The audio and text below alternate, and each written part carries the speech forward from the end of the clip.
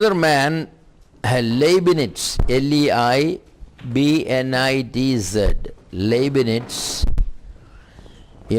he brought a theory called sin is privation. Sin is privation. He was a man who believed in God. He wanted to vindicate God.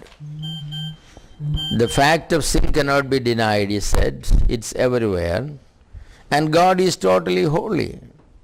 So God has nothing to do with sin. So how could sin and God exist together? This was the problem.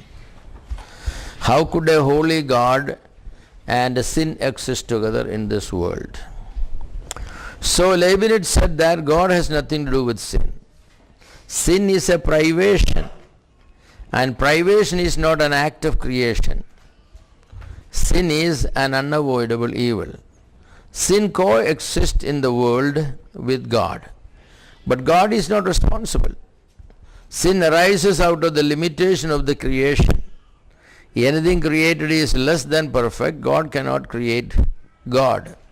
So anything God created by virtue of being created is deprived of perfection. Sin therefore is a necessity. That's what he said. The same thing said earlier, but he said sin is a necessity. Even God cannot avoid it. That's what he says. Even God cannot avoid sin because it's a necessity. Because when you create something, that has a limitation. So this theory makes sin a necessary evil. Creatures are of necessity imperfect and limited.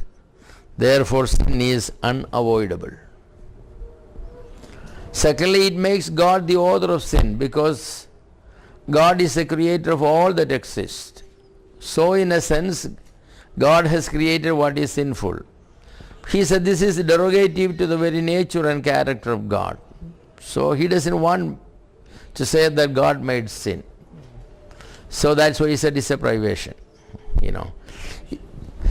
Say that there is light now. You don't create darkness. If the light goes, there is darkness. Darkness is not a creation, it's a privation of the light. Okay? Yeah. So it automatically happens. It automatically happens.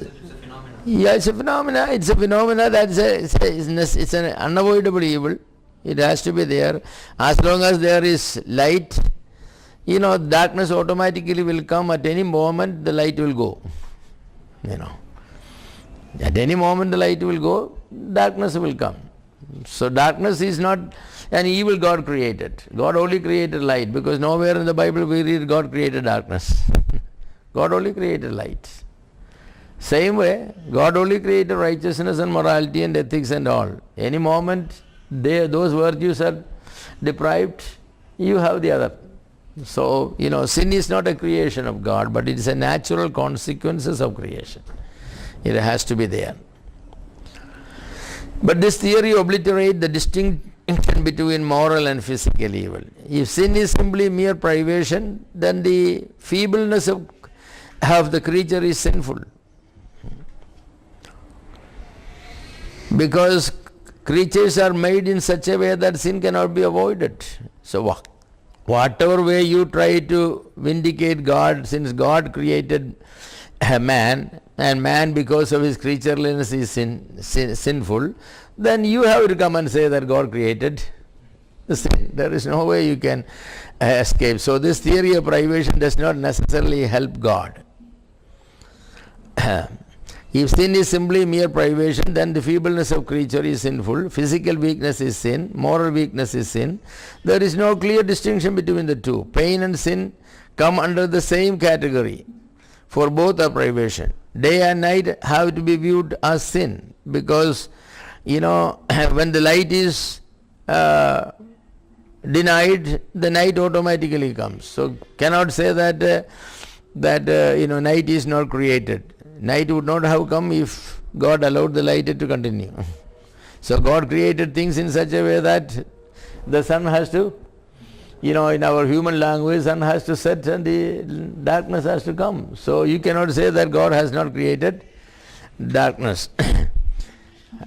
So this theory lessen our sense of guilt and sin. That is true. We don't feel very much guilty. Why? Because, hey, this is natural consequences. I'm not responsible for it. But Bible nowhere says man is not responsible for his sin. Bible everywhere says man is responsible for sin. Sin is never felt, God does not say that sin is simply a weakness in our conscience. No, our conscience is clear. Sin is not a weakness in our conscience. If sin is weakness, then Satan should be least sinful, but he is very powerful. If sin is weakness, then Satan is not weak. Satan is powerful. So we have to say that then Satan is least sinful because he is the most powerful creature outside God. So, all these theories, they try to help some way, but they really end up not helping God. God does not need really any help also from man, We sometimes come to the defense of God. If there is anybody who does not need the defense, it is God. He does not need, he can defend himself. He has done only right things, never done anything wrong. So according to this principle, then sin is everlasting. Because creatures continue to exist as creatures. Satan is a creature. And man is a creature. So man will never cease to be man. Even in glorified body, man is still a creature. Man will never become an uncreated being. Only God is the uncreated being. So whatever perfection man will reach, still he is a created being, and therefore they have to say, according to this theory, that man is still sinful. But we know the Bible does not teach that. We are not going to be sinful in heaven. At our death, our sin nature is going to come to an end. Even when we are living, God has made enough provision for our sin nature for us to have victory over our sin nature. Sin is never meant to defeat us. Theoretically, practically, or as I say, sin is never meant to defeat us. But we are defeated frequently by sin. Why is it? Because we really do not obey God. That's to the extent we obey God, we have victory. Who is the person who obeys God completely? I don't know. Even when I obey something, then God says, what was the motivation for doing that? Oh God, you looking even at the motivation? Yes, I look at the motivation. And God said, your motivation has made your action bad. I cannot accept it because your motivation was wrong.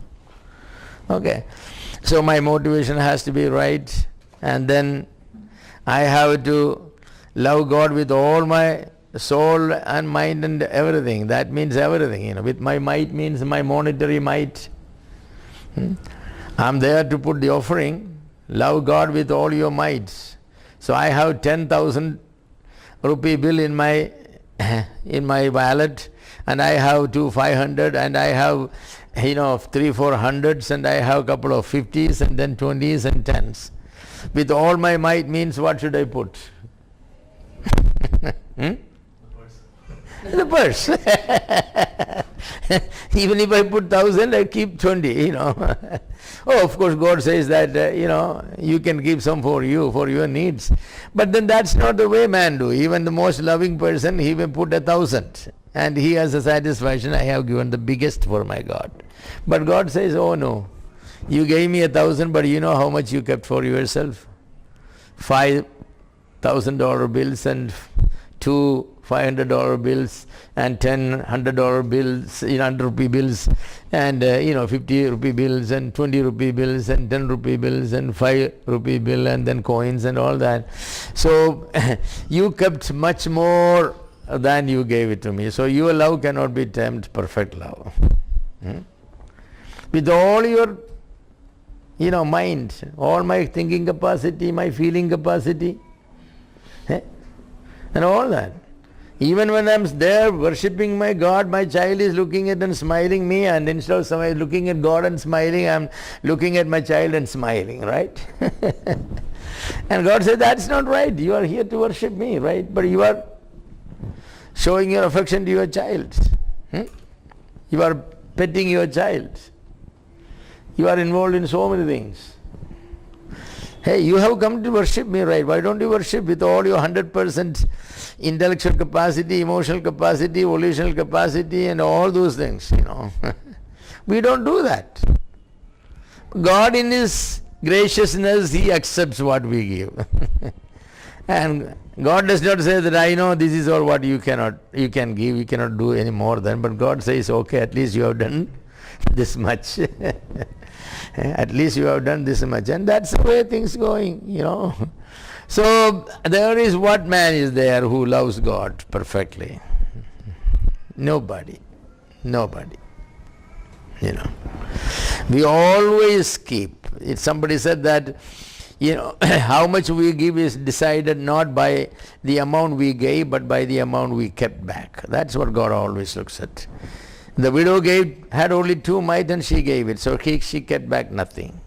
There were people who were giving much more, much more, 100 or 1,000 times than the widow. But God said that they all kept back much more than they gave. This woman kept back nothing. So the way God evaluating our love and everything, is a different way. And if God says, I understand, okay. But I'm not going to put any premium upon your this way of behavior. I understand, but I'm not going to say that's a perfect way. No. Don't expect me to give you A plus on that. No. I will simply give, a pass mark. That I will do, but nothing more than that. Well, God's pass mark is better than sometimes much mark given by others. Yes. So another theory they have brought, it is called sin is antagonism. Sin is antagonism. Some say sin is necessary opposition. Sin is necessary opposition. All life implies actions and reactions. Even in the material universe, the same law implies. The heavenly bodies are kept in their orbit by the balance of centrifugal and centripetal forces. That's how they all operates. So there is attractions and distractions. That's the way the world operates. All chemical changes are produced by attractions and repulsions. Thus, in the animal world, there is no strength without obstacles to overcome, no rest without fatigue, no life without death. So also the mind, it is developed by continuous struggles, by constant conflict with what is in and what is without. The same law, it is urged, must prevail in the moral world. There can be no good without evil. They argue that the opposites are necessary to make reality. If the whole world had only oxygen, no nitrogen, no carbon, life would have been impossible. Action of contrary forces or opposing principles are necessary to make a universe of reality. Even so, a moral world without sin is an impossibility. Sin is a necessary condition of the existence of virtue. This is that theory of antagonism. I'm not saying the theory is correct, but that's a theory. They say that in this world, that's the only way it could operate. None of us would have known what is love unless there is some hatred in this world. None of us would have known what is pleasure unless there was some irritation in this life. They say that. We would have never known what is the satisfaction of quenching our thirst unless there was thirst, in us. Somebody who never is thirsty, you give him a good glass of ice cold water, as opposed to someone who is so thirsty, give it to him. See the appreciation, the same water but appreciated differently. One will say, wow, it's so good. The other say, what is this good for, God? The same, because that's the way it works. That is the theory of antagonism, and sounds like there is a lot of truth in it. This theory is of very early origin, and it is very widely disseminated. However, such a theory is unbiblical. The eternal state of man will be an impossibility according to this theory, because in the eternal state we don't have anything evil. So goodness has no meaning. So that's the problem with this theory. So God had to, out of necessity, bring in few Satans there, to kick us around. Some sickness is there so that we know the meaning of health. Some thirst there so that we know the satisfaction of having our thirst quenched. No, that will be. There will be no sin, no evil, no Satan, no oppositions, but the existence of such a beautiful, such a harmonious, pleasant, sinless situation in heaven. And nobody will say that, oh boy, I wish there was some sin here. Yes, nobody would be saying that. You think anybody will complain in heaven? It's too it's too pleasant place, it's too nice a place, and nobody will say that. Even the worst sinner who got saved from here, reaching there, he will be surprised to find such a place, but he will not say that, man, this place is not good because there is no sin in this place. Heaven is going to be a wonderful place. So the idea of sin is antagonism. There is, you have to have opposing forces for meaning and purpose. That's nonsense. And people, these are great scholars and minds and philosophers. They sat down for years and years, thought about it, and they have come up with some ideas. Yeah, isn't that nice that we are not philosophers? Because we are little childlike faith, taking the statement of the Bible at its face values. That's why Bible says, Corinthians says, there are not too many wise and prudent people called by God, because they will give headache to God. They can go to God and say that, I think he made one mistake.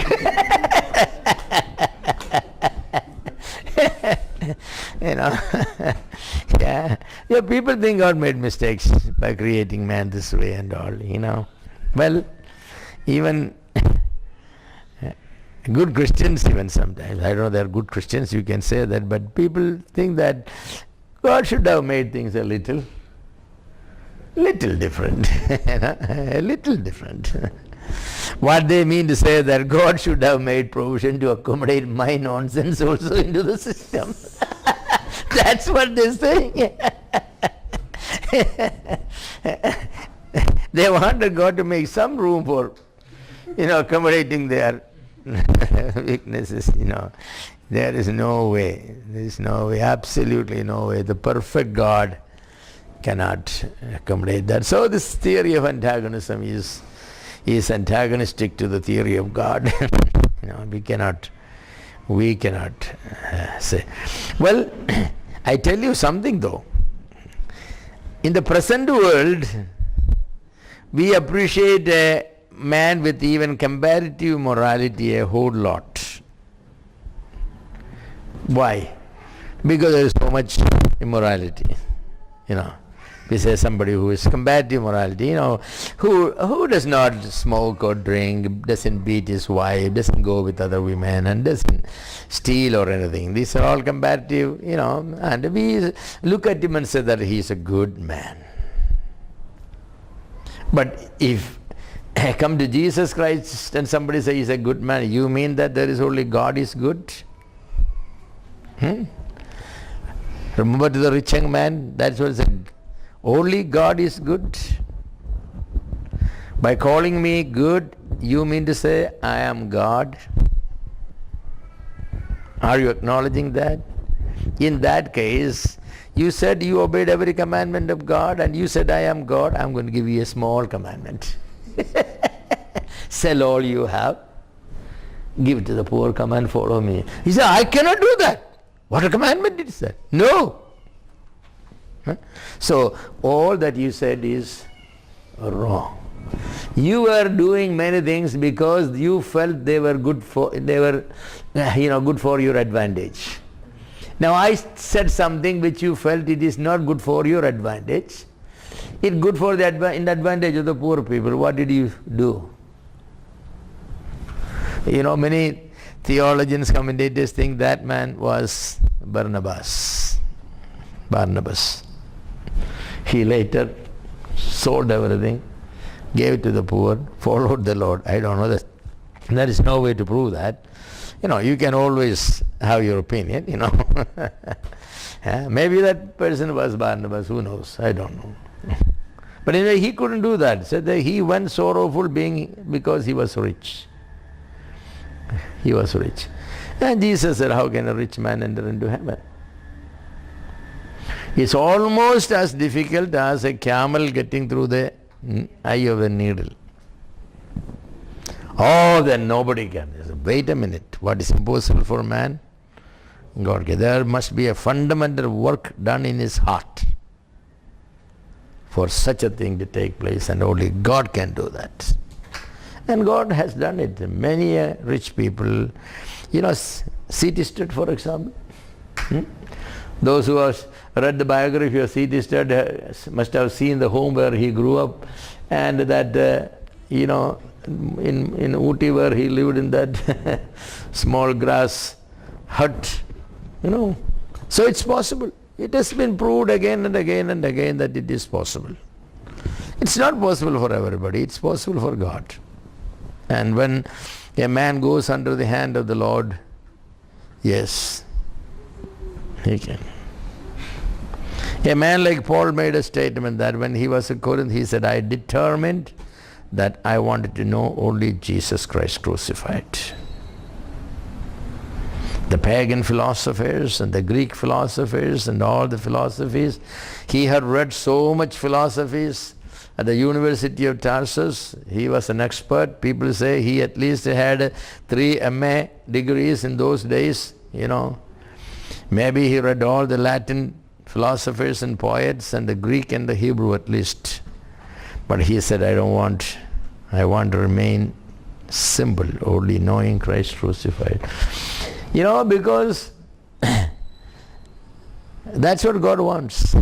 The simple message of the gospel is what saves a sinner, not the complicated message of the philosophy and the refutation of all the philosophy. You know, how many people debate on evolution, creation? How many evolutionists came to faith because of those debates? Not one person to my knowledge. Some people have read the Bible or some books and all that to refute, you know, to find out the truth and all. The Lord has changed them. But our refutations and our all arguments, they are not going to change. But yet, in spite of all that, I say that in this sinful world, some antagonism sometimes, you know, yes. Some children are abused by their parents. Abused means abused physically, emotionally, sexually and all. Or when they, you know, sometimes go to a person like maybe Mother Teresa or somebody, even not a believer necessarily, and when they show some love and all, oh, these people cannot contain because, you know, what a love, they will say, what a love. But yet we know Teresa is a great person, but her love is nothing comparing to the love of Jesus Christ. Yes, Teresa only gave her life for the poor by living. Jesus gave his life by dying. You know, and there is a big difference in that. Yeah? Jesus gave his life in the prime of his youth, 33 and a half years old. The most cruel way, on the cross. And millions and millions and millions of people all over the world have been attracted by that love. And that one verse, for God so loved the world, he gave us his only begotten Son, that whosoever believeth in him shall not perish, but have everlasting life. That one single verse has changed the course of millions and millions of people. And there is no much philosophy there. You know, there is one verse which does not have much philosophy. It is John 3:16. Any child can understand. Yes. So all this theory of antagonism and all, okay, I admit sometimes it's good. Sometimes it's good in the sense that, in this world, for you to understand what is love, sometimes you have to know what is hatred. The prodigal son, was he loved by the father before he left the home? More loved or less loved or equally loved? Equally loved. But when did he understand the love of the father? All the antagonism of sin made him to appreciate. See, that's what it is. So sometimes antagonism is good because we are prodigal sons. Father is lavished upon us. The Heavenly Father lavished His love upon us, but we don't feel like in the book of Malachi, God said, I love you. Say, love? In what way? That's why, in what way you loved us? And they said, isn't Esau your brother? Who was better? Anybody who read the story of the portrait and the buying of this birthright, the blessing, anybody who reads in soberly, they are always in favor of Esau. But yet God loved Jacob. And these are Jacob's children. And yet these people are asking to God, in what way did you love us? See that? So God sometimes made them to go to Babylon to understand the love of Nebuchadnezzar and Baal, their God. And when they came back, they begin to understand, now we know what is meant by love. Yes. Sometimes it is like that. Yes. So these things are there, yes. Schleiermacher is a great man, definitely.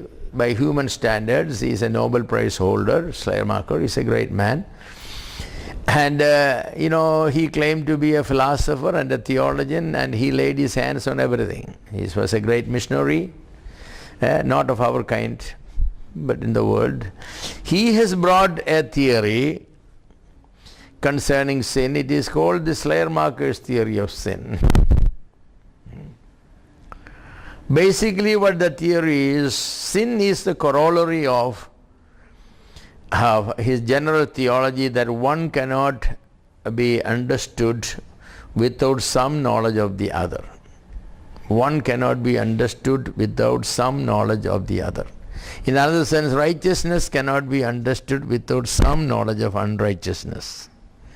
Love cannot be understood without some understanding of hatred. Light cannot be understood unless you have some idea of what is darkness. How is this different from the previous theory? Well, the difference is the explanation that he gives. Sometimes you can make a summary statement and then proceed from it. It is just like this Olympic swimmers, they all climb on that, what they call that, the jumping plank. And once they jump, how they come, some round like this, some like this, that's where the difference. They all jumped from the same thing, but they somersaulting and they coming, and some landed like this and some flat landed like this. That's the difference. If you ask simply, what's the difference? They all jump from there? Yes, they all jump from there, but the jump is the difference. That makes the difference. So there is a difference. So what he said is the explanation. His view is pantheistic philosophy. It cannot be properly called a Christian theory. Yet it is called a Christian theory of sin only because it is advocated by someone who believes in the Christ of history. According to Schleiermacherism, 1, God is the absolute infinity but not a person. See, God is an absolute infinity but not a person. God is a principle. There is something called a principle. The gravity, for example. Gravity is not a person, right? But it's a It's a power, whatever you call, what you call the force of, it's a force or a power. But God is a force, it's a power, He's a love, He's a principle, He's a virtue. But God is not a person. So he says, first we have to know that. So He is an absolute attribute of omnipotence. He has, just like electricity is not absolute, magnetism is not absolute, gravity is not absolute, but God is absolute omnipotence.